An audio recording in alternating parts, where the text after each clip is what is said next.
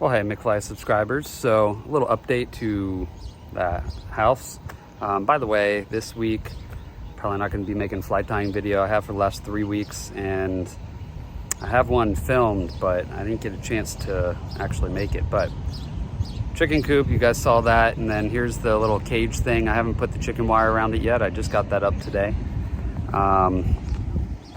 But we have new growth on the peach tree.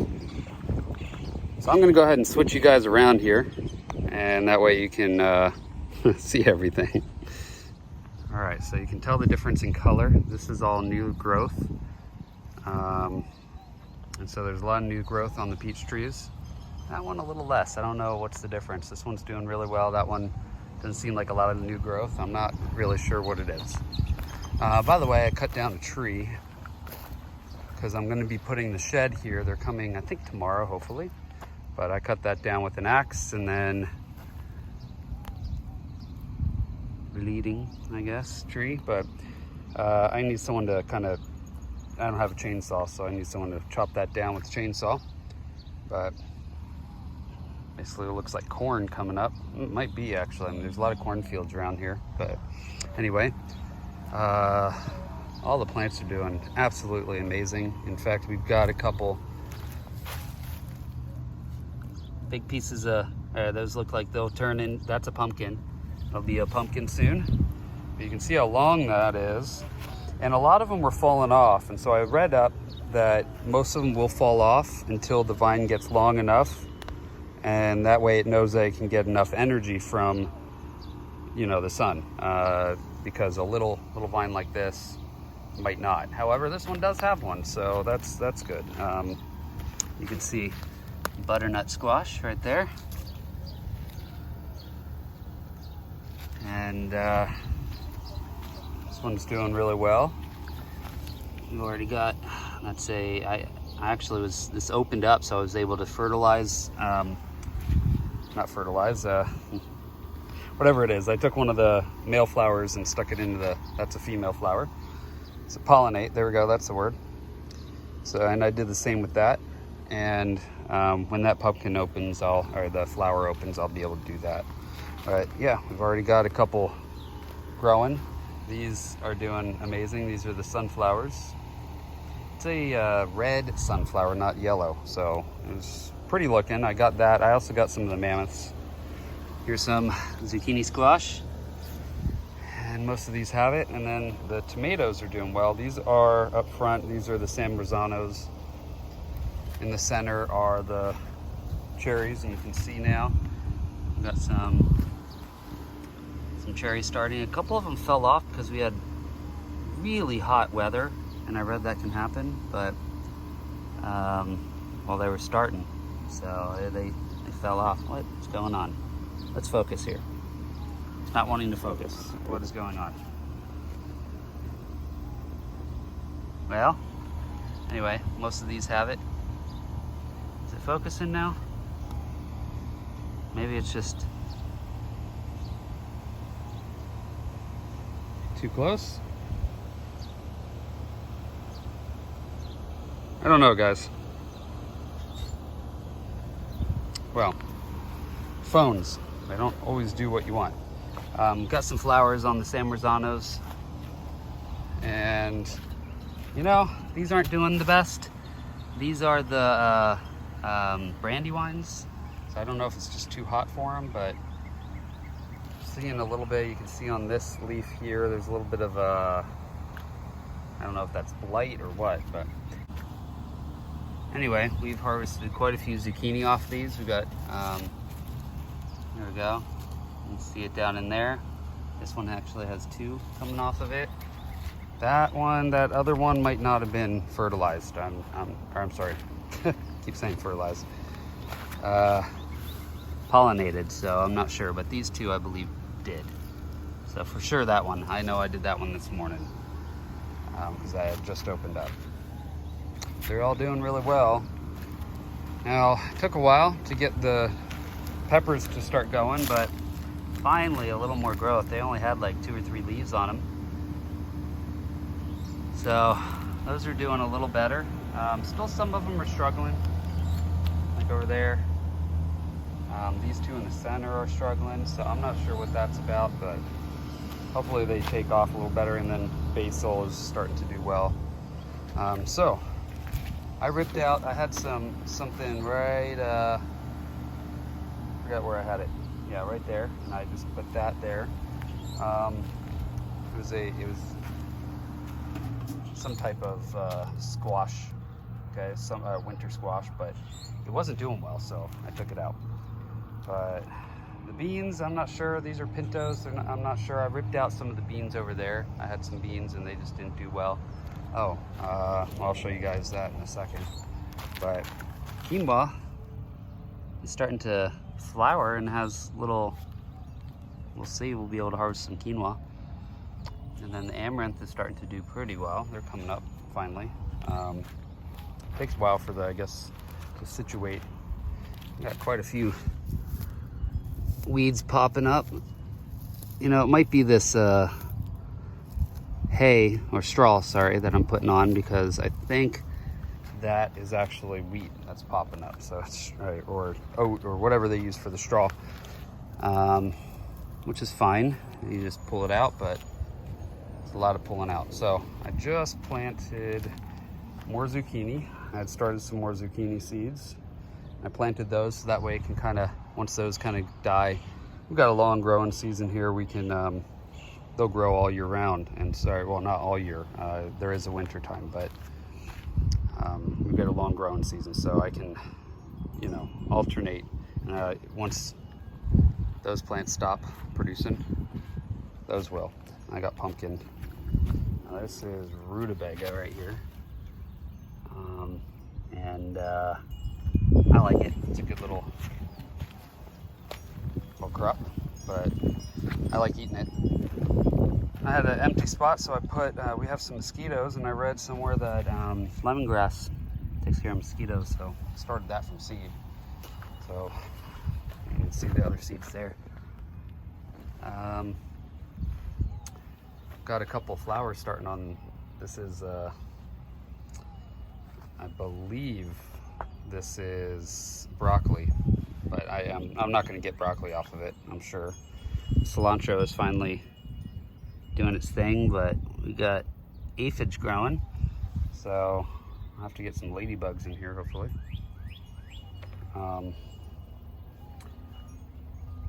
Yeah.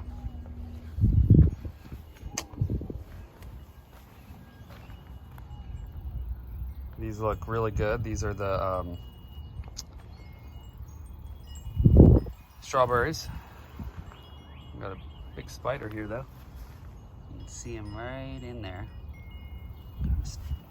sticking out there.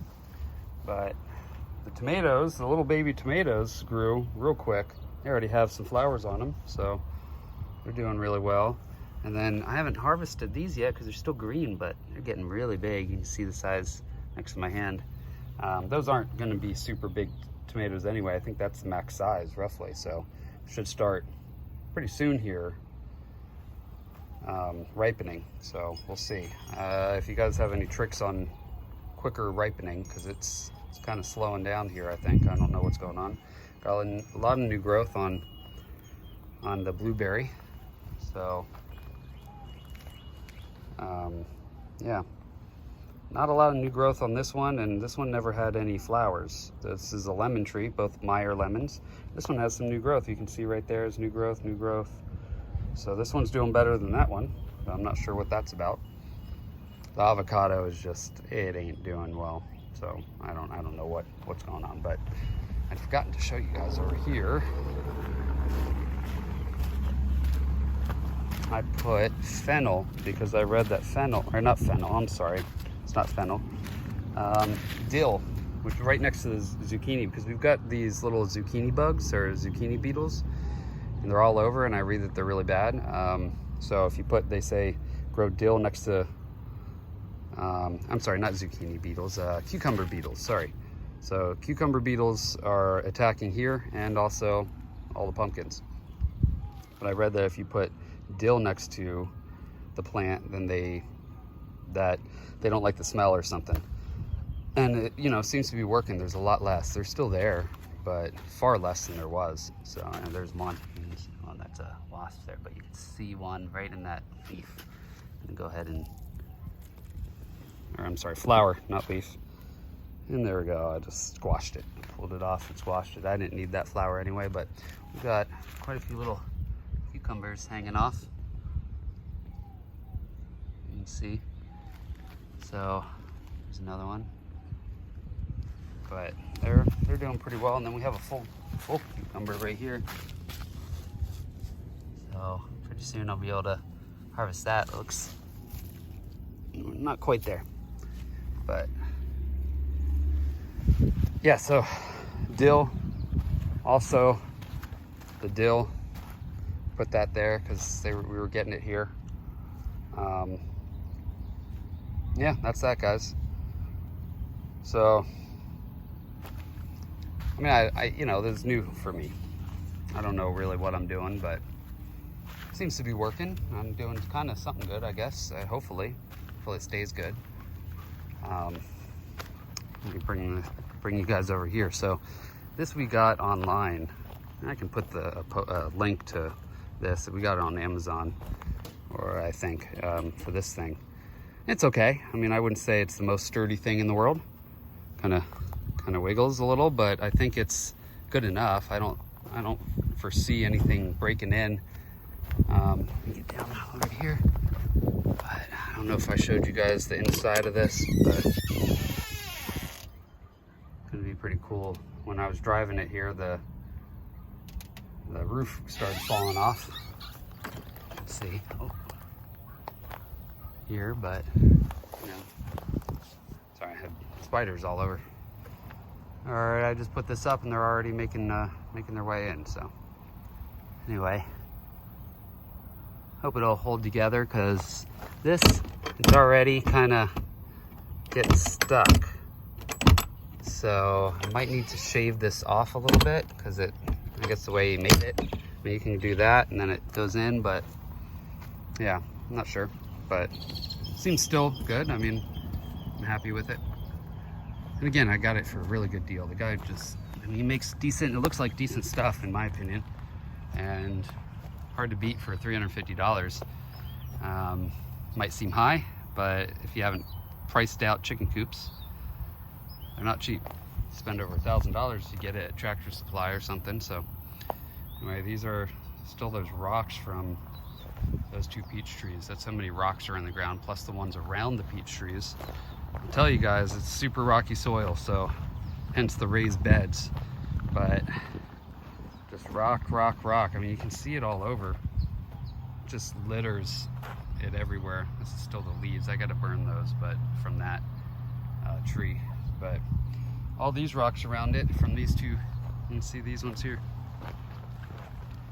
all from these 2 holes, and they weren't even that deep. I mean, they were deep, fairly deep, but it's a lot of rock. All the ones around it, and then that pile over there. So it's a pain. And then, you know, we've got, so when they did this, they just plowed down all these trees. We had tons of trees, kind of like we do in the back there. They kept a couple of them, but they just plowed them down with this machine that just kind of ground the trees as well. But it left all these big chunks of wood. And unfortunately, I can't bring in a mower now, so I can't buy a mower. So I'm literally doing this whole thing, 1 acre with a weed eater.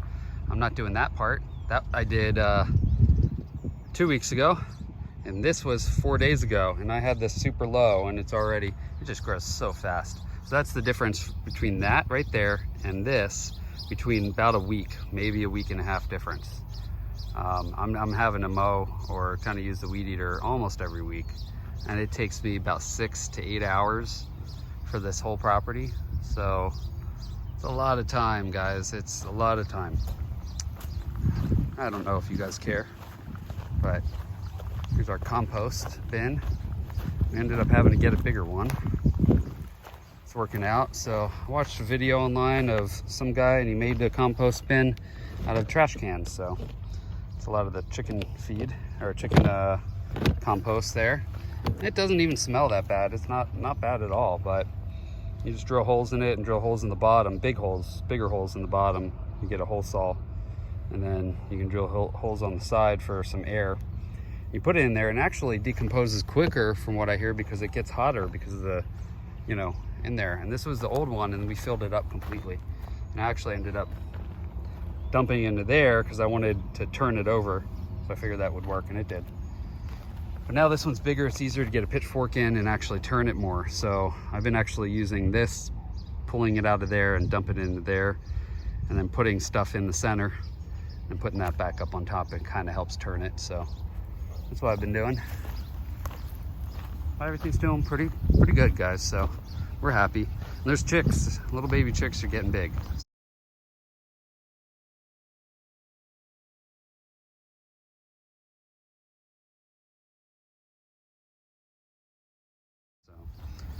Pretty soon. I mean, they're not quite ready to go out here yet.